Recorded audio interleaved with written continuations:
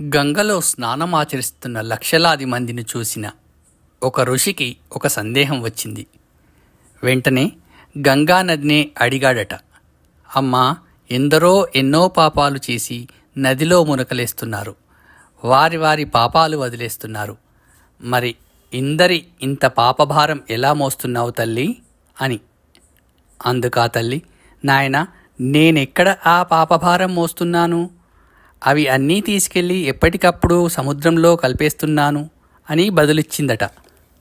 అయ్యో, అన్ని పుణ్యనదులు ఇంతే కదా, పాపాలన్నీ సముద్రంలోనే కలిపేస్తే ఆ సముద్రుడు ఎలా భరిస్తున్నాడో అనుకుని సముద్రాన్ని అడిగాడు. సముద్రా, ఎలా మోస్తున్నావు ఈ పాపభారాన్ని అని. దానికి ఆ సముద్రుడు, నేనెక్కడ భరిస్తున్నాను? ఆ పాపాలన్నీ వెంటనే ఆవిరిగా మార్చి పైకి మేఘాల్లోకి పంపిస్తున్నాను అని బదులిచ్చాడట. అరే, ఎంత తేలికగా కదిలిపోయే మేఘాలకు ఎంత కష్టం వచ్చింది అని అనుకుంటూ, ఓ మేఘమాలికల్లారా, ఎలా భరిస్తున్నారు ఈ పాపభారాన్ని అని అడిగాడు.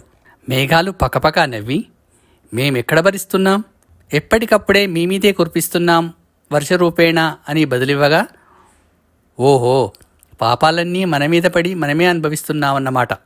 అయితే ఎట్టి పరిస్థితుల్లో కూడా ఎవరూ కూడా కర్మ ఫలితాలను వదిలించుకోలేరని గ్రహించాడు అక్కడ స్నానమాచరిస్తున్న ఋషి. కుంభమేళాల్లో, పుష్కరాల్లో స్నానం ఆచరించి పాపాలు పోగొట్టుకొని మళ్ళీ పాపాలు చేస్తే ఎలాంటి పుణ్యం లభించదు.